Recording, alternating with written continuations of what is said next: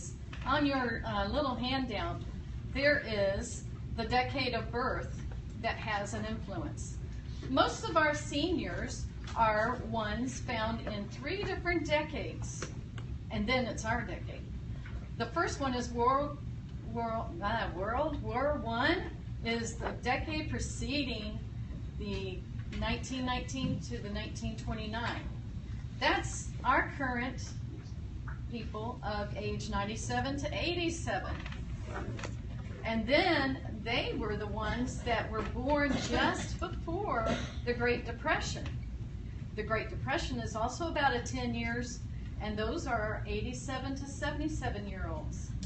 And then the next decade are those that were World War II. Is that two? And the current age for them is 77 to 67. So my mother, because of dementia, was 76 for about 7 years. And whenever she told somebody her filling out at doctors or whatever, she was that same age. And even when she turned 80 this last month, she was 76. So I have a stage to set. I am, through the strength of God, standing here today as a result of this last 4 years. It was exactly 4 years this week that my brother was instantly killed, and he was 52. And I have a mom 100 miles away from home. She desired to stay at home. Even after my brother passed, home is where she had grown since 76 to, well, 40 years. And so on April 12th, 2012, my brother was killed by blunt force trauma. He had purchased a motorcycle from a cousin, who, by the way, feels very guilt-laden even today. Borrowed money from my mom to obtain that motorcycle, and it was to go back and forth to work because of the gas expense. And a local postal service man, after retiring from the Air Force, an 80-year-old man pulled out in front of him. Don't think that person was supposed to be driving anymore. And somebody in the family, or maybe he didn't have family other than his wife, didn't make that step to get him off the road. And there are resources to help them in validating their concern about independence. And who might that be? A friend, a neighbor, a relative, a church member, if we're on board to minister. When the person should no longer be driving. Or are you the daughter, the caregiver, that was suddenly drafted into caregiving of a different nature? I had literally just gotten 5 kids out the door.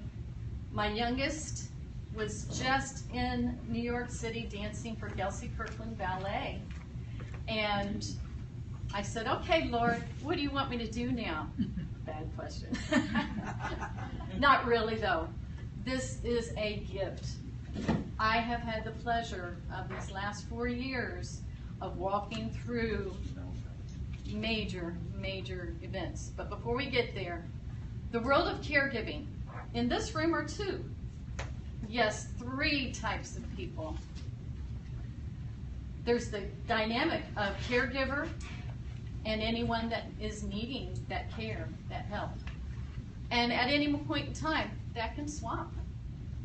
So if you're a caregiver today, you might be needing the help the next day. There are those who are spiritually called to minister to the aging. The second are those who are aging. Well, that's everybody in this room, isn't it? I feel like I'm going to be crawling and walking with a walker someday because I have a broken back, literally, and my elbow hurts, and my thumb hurts when I eat too much sugar. And that's because of reactive arthritis. So I've got a little litmus test from the Lord, a reminder that if I'm not eating right, if I'm eating donuts, well, That's okay once in a while. There's some out there, by the way, during our break. We prayed over them. The sugar was removed.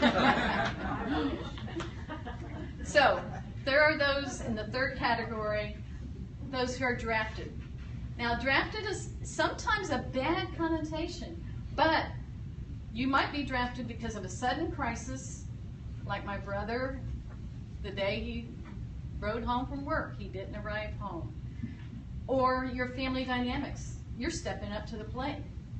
And what we are hoping that you will do, because you are the aging population, even if you are caregiving for somebody older, is to get yourself prepared. Tell me something. Do you help an older person with some of their everyday chores? Or do you visit the chronically ill in their home? Do you have, or are you helping a disabled family member or different friends with various needs during the week? Think about your personal ministry. If we're all in the fellowship of the church, I'm sure you are finding places where, oh, I can help them go to the grocery store. Or might I come and help you do the laundry? Or house cleaning or cooking? Or even grocery shop. I often, now mind you, I'm in the sandwich generation. Not because of the age that I am, but because I've got mom 100 miles south, and then I've got a daughter who was in a car accident on a ventilator.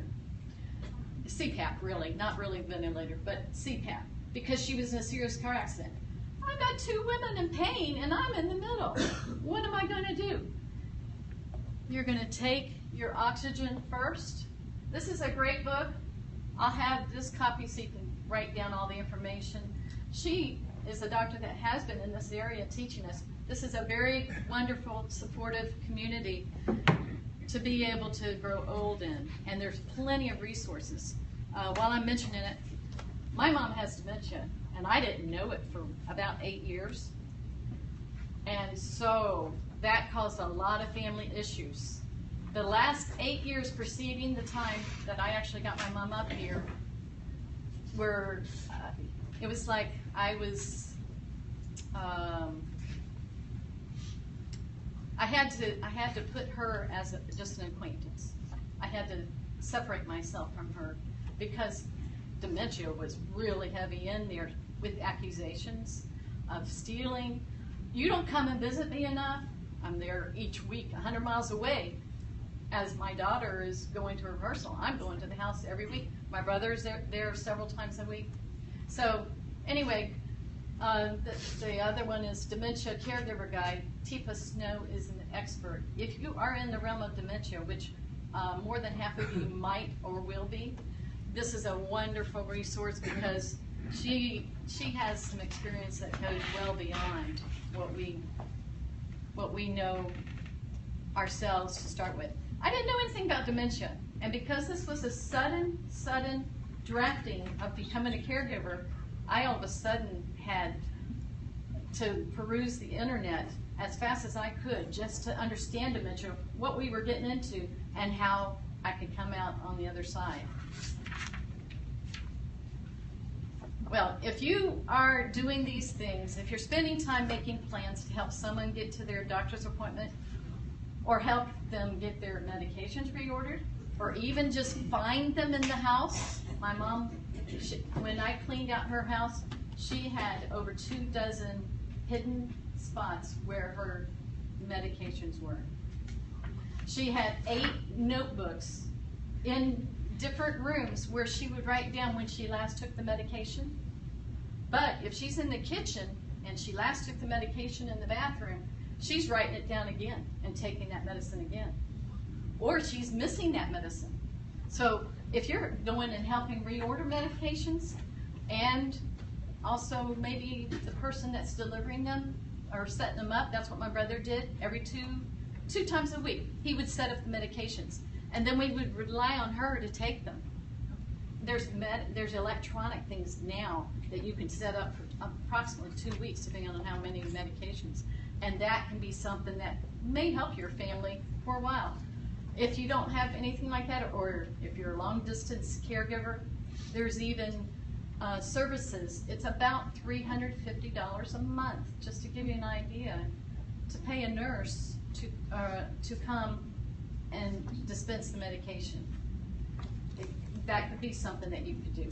But anyway, if you are helping people, if you have a church member and you're going to help them get ready, you checked on them. If they're not at Sunday school, and they usually are, you run right to their house and you're helping them maybe get dressed for the church. Or maybe they didn't even shower yet.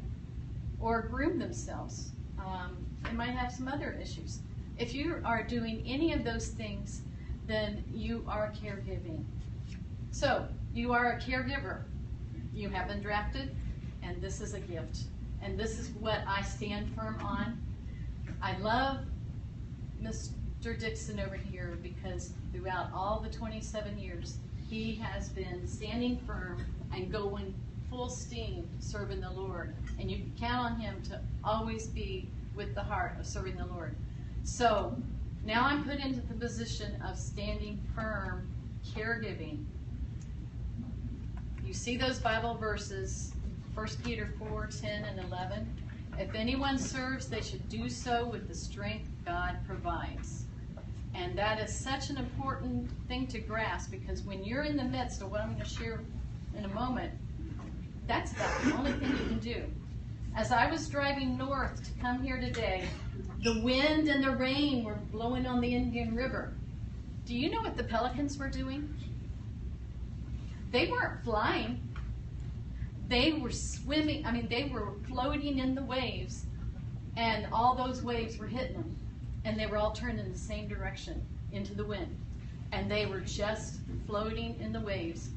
Sometimes I felt like I was just treading water. My mom is still alive, by the way, and this last year has been one of the best years in the last 10 years, because we have made it through so much, and now my mom and I have a wonderful, sweet relationship. It doesn't always work out that way. But I was determined as a daughter, because it was I was the only one left to take the responsibility. I was drafted, and maybe I wasn't willing at first, but I realized I'm the only one. And God gave me this as a gift. And now I have the gift of that fellowship with my mom. So, if anyone serves, they should do so with the strength God provides, so that in all things, God may be praised through Jesus Christ. There were so many times that people called me over, staff people, nurses, practitioners, anybody, and I'm not bragging here, but they would pull me aside and say, not very many people come in here and take care of their mom like you do. When Carol was talking about sometimes just being present, there were so many times that I was at the hospital that I basically lived at the hospital with my mom, and I would only go home and walk the dog and then come back. And the presence, I just know my mom was so much, not so much, but in her greatest needs, when I was there, she was the calmest. And I had to watch out. I had to advocate for her. And you do that through God's strength, because I was doing things. I was talking one-to-one to a doctor and basically jumping down his throat. I jumped down the throat of a nurse because that person took my mom's word that she wasn't allergic to oxycodone, the painkiller. It had been proven in the hospital 3 months earlier, the same hospital that my mom was in then. I had to advocate and say, no, you can't change that. She has dementia, and don't get me started on that. Do so with the strength God provides. I put that on the slide all by itself because I'm emphasizing, do so, serve Him, be a caregiver with the strength that God provides. Okay, so 100 miles away, Mom is 100 miles away. She was desiring to be home longer. We did everything that we could to keep her there for as long as we thought it was the least bit safe. And she was very stubborn, and that's why I mentioned the decades of the different times. If you were raised in the Great Depression, you're very independent, and I'm going to turn to my notes that Rob created. You're patriotic, strong, and proud. You're self-made, through poverty. You're thrifty.